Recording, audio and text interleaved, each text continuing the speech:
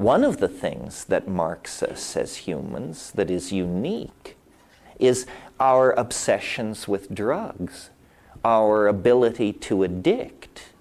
We addict not only to substances, we addict to each other, we addict to ideologies, Marxism, Christianity, skinkism as practiced in Washington, whatever. And we addict to each other. You know, I mean, I am a romantic with the best of them, but I can't help noticing that a broken heart and a heroin withdrawal show very similar presentations. Really. Insomnia, sweating, sense of diminished self-esteem, hysteria, you know, it's very, very similar.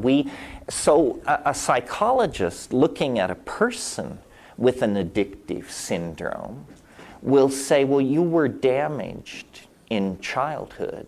There is some trauma there that you're trying to compensate. You're trying to compensate. Well, I'm not that keen on all this psychologizing, but I do think that we could apply this model to ourselves on a grand scale. We were essentially torn from the Gaian womb, thrust into the birth canal of history, and expelled sometime around the fall of the Roman Empire into the cold, hard world of modern science, existentialism, and all the rest of it. And we have searched the planet for substances which would assuage our sense of pain. And there are things out there. You know, alcohol, the whole morphine family, so forth and so on. But these things always have consequences. There's a price to be paid. The very knowledge of psilocybin was lost to the entire planet, except for some tribes in the Mexican mountains, for several millennia until Valentina and Gordon Wasson went in the early 1950s and found these mushrooms and brought them out, and then Albert Hofmann, who had earlier discovered LSD, synthesized the compound and made it available. That was 55. Well, by 66, all human research with these things had been forbidden. It's not that science mowed this field and moved on. It's that science has never really been here. We haven't looked at the implications of diet on early human evolution. We don't have a theory for the evolution of consciousness of any consequence, and yet, you know, the factors I've laid out for you, increased visual acuity, an impact on sexual and social behaviors, a triggering of glossolalia-like phenomena in the presence of a boundary-dissolving psychedelic experience. These are catalysts sufficiently dramatic that, inculcated into a cultural style, I think they explain a great deal about where we came from and who we are. Now, the irony of all of this is that we live in a society that has made practically any discussion of this illegal. Certainly, if I were to end this lecture by handing out doses of psilocybin, I would be gently taken by the elbow and led away forever. The Western mind is particularly phobic of this subject. I mean, we have bent our laws so that people can jump out of airplanes in the pursuit of thrills, so that they can bungee cord off major highway bridges and freeway overpasses. So concerned are we to fulfill society's need for thrills. But this is something else. It provokes all kinds of alarmed reactions. and perhaps you believe unfairly. I think that when you examine the situation, it's possible to understand very clearly why this is such a social issue. Because what these things do, if you look, and now I'm slightly broadening my rap to include other psychedelics besides psilocybin, but psilocybin is certainly true in all cases. What these things do, if you had to generalize 100,000 psychedelic experiences, the ones where people thought they were God, the ones where people had to be taken to the ER room and have their stomach pumps, all of them, if you generalized, what these substances do is they dissolve boundaries. They dissolve boundaries. If you love it, you'll love it. If you hate it, you'll hate it. But that's what they do. They dissolve boundaries. Now, the reason this provokes a lot of social anxiety is because all societies are about the maintenance of boundaries. It doesn't matter whether you're, a stockbroker in New York, a Zen monk in Kyoto, a Hasid in Jerusalem.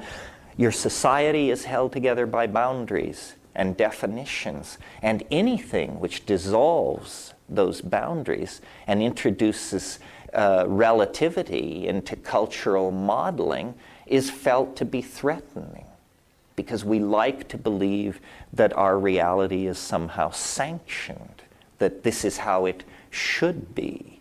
But in fact, that's just a cultural judgment. All cultures think that their culture represents a sanctioned reality. It doesn't. It just represents the current download of their linguistic enterprise. At the core of the Western anxiety about boundaries is something that we are very proud of, that we believe we invented. We call it the ego. Sometimes we call it the democratic individual. We say no Eastern society could have produced this. We took this from the Greeks, we perfected it through the Romans, we brought it up through the medieval period.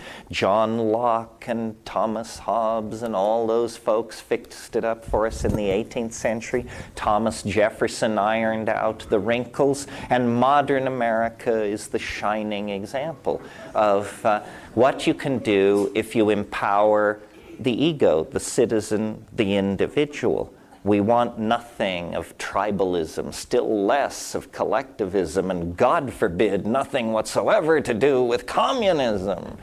See, all these things set us going. But in fact, the ego is appropriate only to a certain point. I mean, yes, we need egos, so that when you take someone to dinner at a reasonable restaurant, you place food in your mouth, not their mouth. This is what the ego is for. It tells you who pays.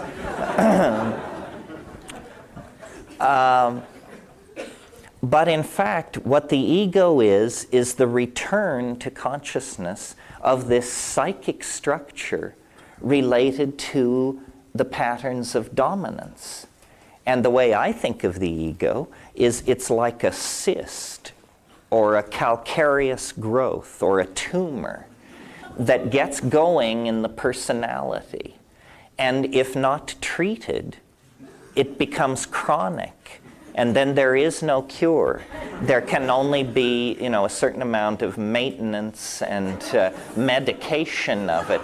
But it's incurable, except unless we resort to not only non-prescription drugs, but drugs currently illegal. In other words, the psychedelics, through this boundary-dissolving function, dissolve that boundary as well. And so they promote a larger sense of the world than the values of capitalism, competitiveness, object fetishism, property acquisition, and the bottom line, empower. So the issue, as was always sensed since the 60s forward, I think, is not simply an issue of religious freedom or an issue of an eccentric minority social practice being tolerated by the majority, the way they tolerate handing out pamphlets in airports or something like that. The issue is, in fact, what kind of people shall we be? And then what kind of society shall we put in place? And that's why my theory of evolution is not simply a dry footnote on an issue that involves anthropologists, primatologists, and biologists, but it turns into a political issue because our unhappy, addicted, ego-driven condition has become not simply the source of our own unhappiness, that was bad enough, but now it's the source of great discomfort and dislocation for all life and human society on the planet. We are out of control.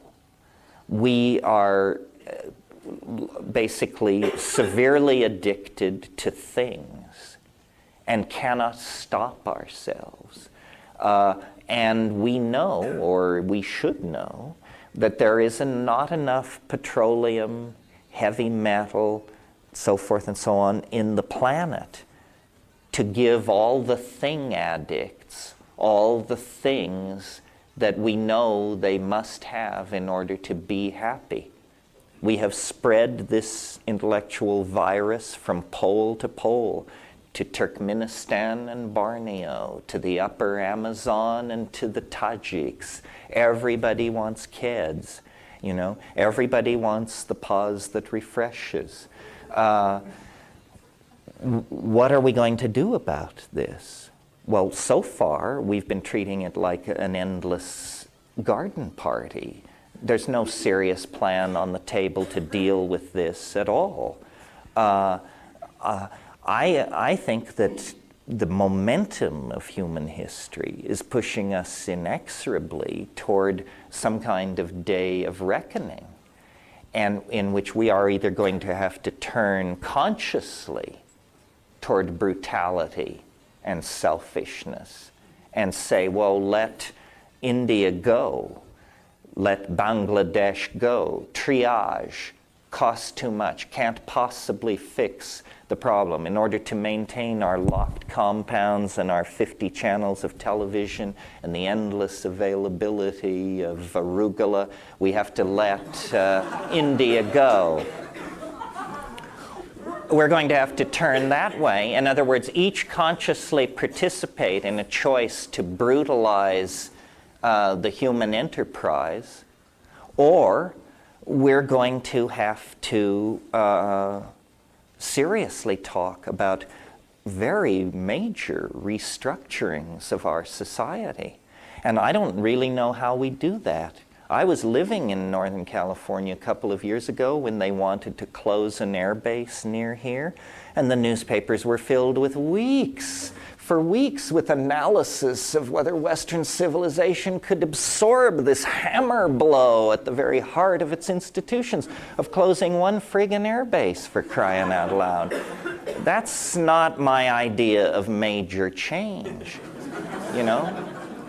We may have to give up some of our pretty things. We may have to discipline some of the irresponsible social philosophies that run amok among us. And no, I don't mean the advocacy of psychedelic plants. I mean the Roman Catholic Church's position on population control in the Third World.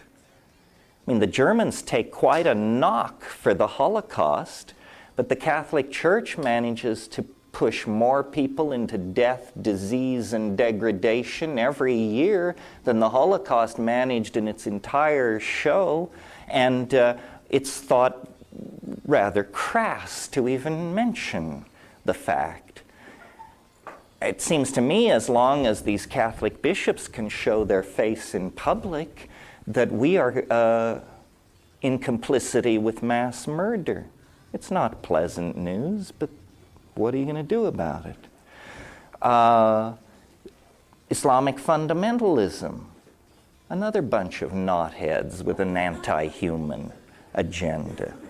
What are we going to do about this? Are we going to go gently into that good night of planetary chaos, extreme distortion of class structure, defense of what we have at any cost against those who have nothing? There doesn't seem to be any other plan on the horizon.